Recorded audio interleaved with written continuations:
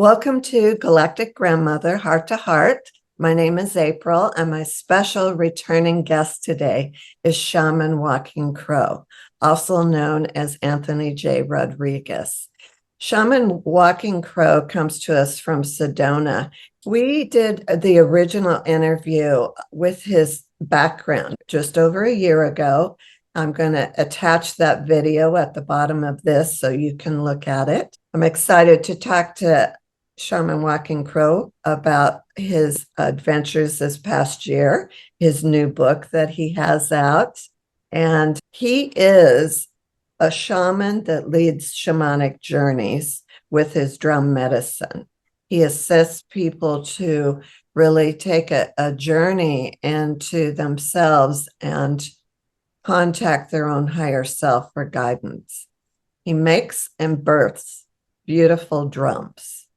And he has been at ceremonies around the United States I'm anxious to hear about. So welcome so much. I appreciate your time. Thank you for having me. Good to see you again. I miss you. Yes, it's good to see you. I'm overdue for another visit to Sedona. My door's open. Okay. Wow, it's been a year. What significant experiences have you been having since I saw you last? Well, travel has been a huge part of the last year. Almost 2 years ago, I had a reading with a friend of mine. She's a Mayan medicine woman. And she said, "You are road mad. You're going to be on the road." In fact, I just got back about maybe almost a month ago. I was gone for 3 weeks, but I have traveled across the country 3 or 4 times already. Oh, You know, wow. yeah, and I'm developing communities in different parts of the United States, grandmothers and chiefs and grandfathers and uncles and aunties with abilities beyond most people. I hope. Mhm. Awesome. And you were at a conference for 11/11. Is that correct? Can you tell Uh, us about that? I was at the Star Knowledge Peace Conference in Pickstown, South Dakota. The 11/11 conference celebrates not just the 11/11 portal, but it celebrates Chief Golden Light Eagle. And people were there from all over the United States and all over the world. And we came together, and there was speakers and vendors and drumming and singing. And it was just a wonderful, wonderful, wonderful time of fellowship and coming together in spirit, galactic spirit, as well as earthly spirit. Ooh, and did you have some galactic experiences while you were there? I didn't per se, but a lot of the folks that came to speak, if anybody who's read Chief Golden Light Eagle's books, he talks about the codes that were downloaded to him from the galactic beings. And, we all kind of follow that belief. Me being part Tarahumara, we believe as a native people, and Tarahumara are from Chihuahua, Mexico, and Sonora, Mexico. We believe that we are, and we say we are five-pointed stars who have come to Earth, and one day we will return. But Mhm. didn't have any experiences, but I get to experience the other people that were there and their experiences, and meeting new folks with like beliefs. I hope. You do personal shamanic journeys, which you lead with the drumming medicine, correct? Right. And can you just speak to those experiences and how your clientele has seemed to have changed over the years? Over the last couple of years, what's happened more so than any other time in my walk, in my being, in my way of being, I'm looking at people and I'm seeing if that chip is there, I'm seeing it. If it's in your gut, if it's in your water, I'm seeing it. If it's in your root, if it's in your fire, it's in your heart, wherever it is in your body, I'm seeing it. And I literally will do soul retrieval on the spot. A lot of healers, a lot of light workers are finding me. Light workers have a tendency to talk a big talk, but they don't know how to heal themselves. They're busy going to events thinking that the events are going to heal them. Bowl of crystal bowls, drumming events, cacao ceremonies, breath ceremonies. All that is temporary stimulation. Mhm. Unless you're doing the internal shadow work, you're Mhm. not doing anything. I don't want to say you're wasting time, but that's just all social gathering. And you come to see me, and when I look at you and I start pulling the thread of your sweater to unravel it, it gets really uncomfortable sometimes. Well, how did you know? How do you know that? I'm looking at you. And people will talk about, well, I got a photo of my aura or I got my shot. If you want to play games, go do that someplace else. But when you come with me, I'm going to ask you to tell your truth and not try to lie to me because I carry all medicine. And when I look at you, I know you're lying. I know you're not telling the truth. After the soul retrieval, they set up a session with me. They're on my table, and I start with prayer, bringing in those guides, mine and theirs, who are necessary for the particular healing. Thankful to the person for allowing me to come into their soul because when I put my hands on you, I'm entering your soul. I'm not just putting my hands on you. And I drum with the drum for 10 minutes after rattling, and then Uh-huh. they leave. A lot of times people will go out. They'll just go to sleep, and they're in and out during the session. And what happens is I see people. It may not be the person or the situation, but entities, spirits start coming in.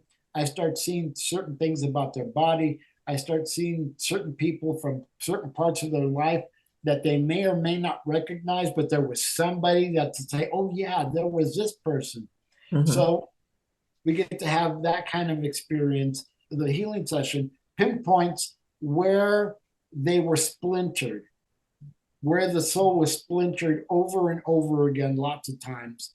And I take them back there and I teach people how to pick themselves up, how to go back and rescue that little child, pick them up, and using the Ho'oponopono, say to themselves, I'm sorry, forgive me, thank you, I love you. I'm sorry, forgive me, thank you, I love you. Repeat it over and over. That prayer is a prayer of forgiveness. Mhm. Yes, forgiveness of others, but more than anything, forgiveness of self for holding on to those memories, for not being able to move forward. So these are the kind of things that I uncover, discover, embrace. You don't discard parts of yourself. You learn how to love the parts of yourself that you believed and that you thought were unlovable. I absolutely love that. I agree 100%. We need to forgive things about ourselves that we didn't know better at the time. So many people talk about getting rid of the ego. And that's no, the ego is an important part of us and it needs to be loved and integrated, just like the child. When you throw things away, when Uh-huh. you cut the cord, cutting the cord is drastic. Mhm. Just like when a baby is being birthed and the cord is wrapped around the neck, they unwind the cord. They don't cut it to unwind it. They unwind it first, and then the child is birthed. We spend a lot of time bypassing the truth about ourselves. And this year, the spirits have given me tools from popular culture to talk about bypassing.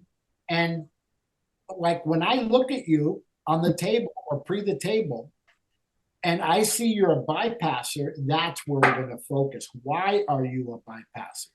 I see myself in the mirror. I know who I am, but I ignore those parts of me because I don't know how to be with those parts, right? It's like skimming the fat off of the soup, but fat is still part of the flavor of the soup. It's part of the whole. Right. I have to really look at myself and ask myself why. And then I have to ask myself, why do I do this? And where did I learn how to do this? And we only have to go home within the front door of our house to find out where. They taught me how to overlook myself because they overlooked me. They bypassed me. There was no touch. There was no love. There was no hugs. So they bypassed, they overlooked us. So knowing that without blaming them, but having the understanding of, oh, I see why that happened, right? Go back to the lineage, go back to grandmother and grandfather, great grandmother, on both sides. When did they come to this country? What were the circumstances in their country? What all this information comes in. So with the understanding of where it came from, how I learned it, taking responsibility for the lack of ability and now knowing how to move forward.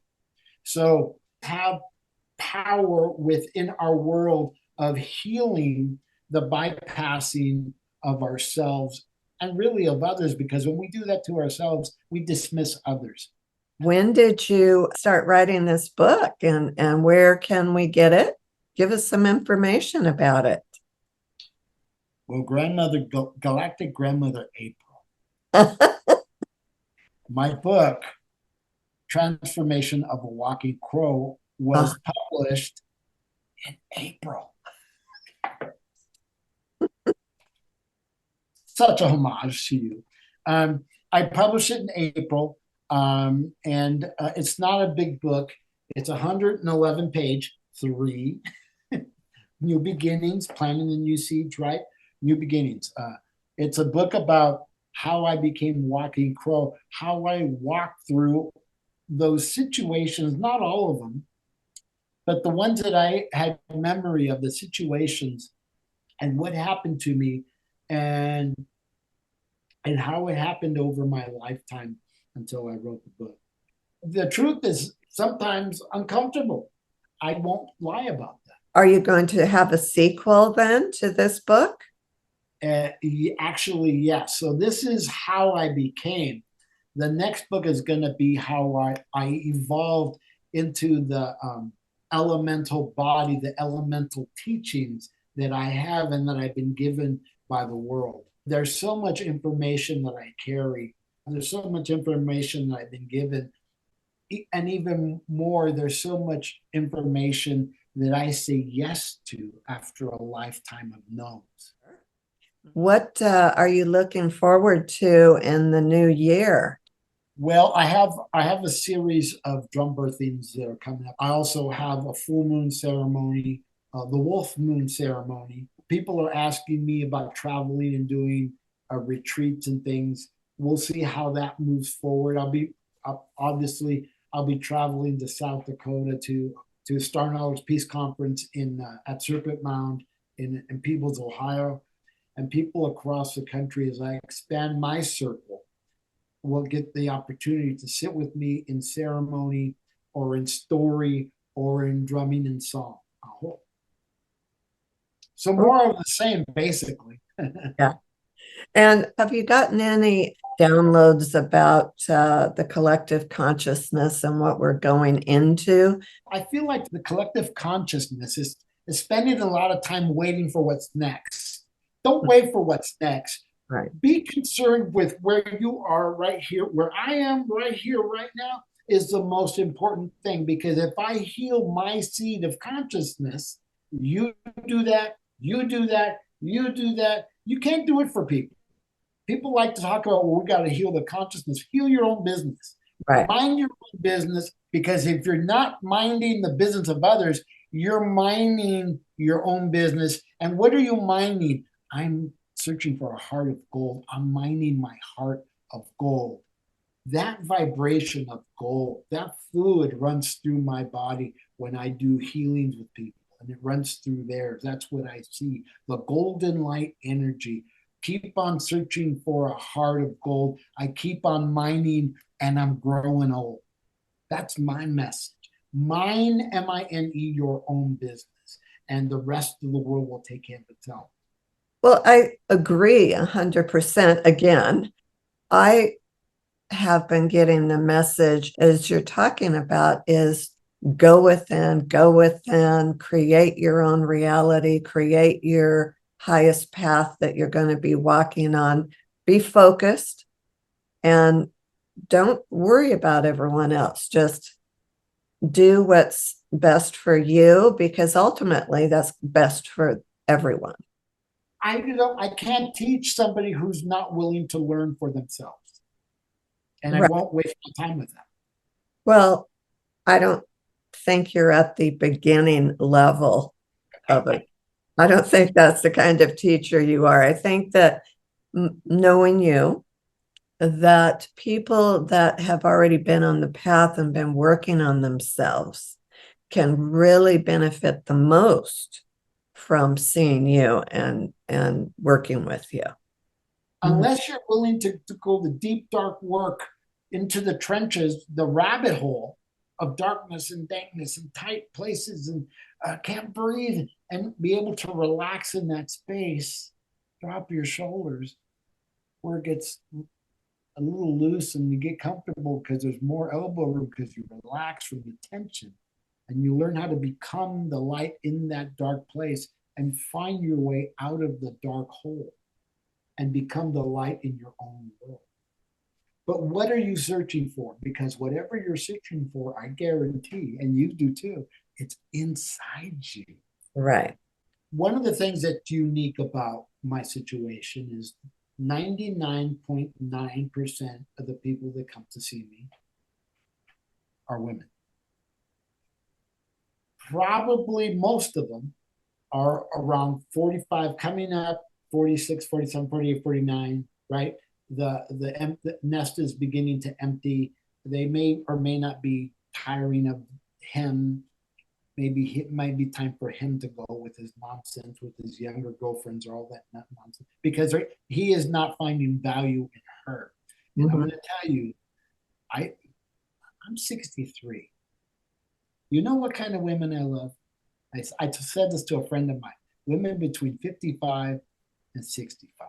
But women, as they become the elder at 52, we become elders.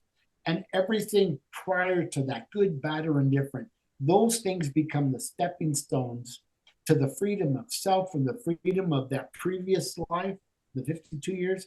They become the stepping stones towards healing themselves and healing others. I love the people that come see me because they're not playing around. And women deserve all the help they can get after 26,000 years of being pushed down. And the medicine of the drum is about the women. The turtle rattle medicine is about the women. Everything, almost everything that I do is about the divine feminine, my honoring of the divine feminine. I refer to my mother as my 87-year-old original drum. You have so much valuable information that I love to just pick your brain, pick your heart, hear what you have to say. Do you think there's a particular message right now that is important for the audience to hear? One of the things that I say constantly is say yes to yourself. Say yes to yourself after a lifetime of no's. Say yes to yourself, not yes to them, because we said yes to them out of duty.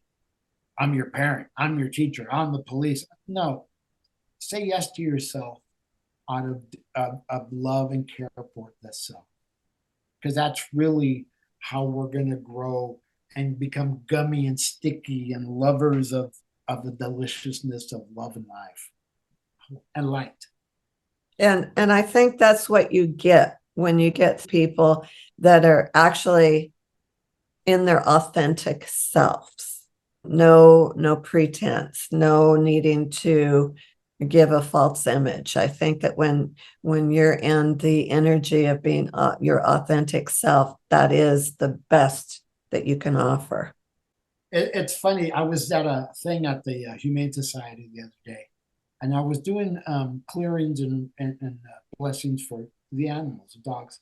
When you ask me my name, because I say Walking Crow, what, do you go by Anthony? No, I go by Walking Crow. I've evolved so much so that I embody the transformational sacred drum medicine. I embody Walking Crow. I embody the I am that I am, and I can only be me. And that's why I love to catch up with you and have our conversations because you just have a joy. You laugh, you have a joy and so much deep wisdom to offer. So I am so thankful that you spent the time with me. Thank you so much. I appreciate it, and we will speak soon, I hope. You're welcome, and thank you very much, and I love you much, and Oh, I love you too. thank you for being a pillar in the community. Oh, thank you. And you as well. So we'll talk soon. I Bye look bye. forward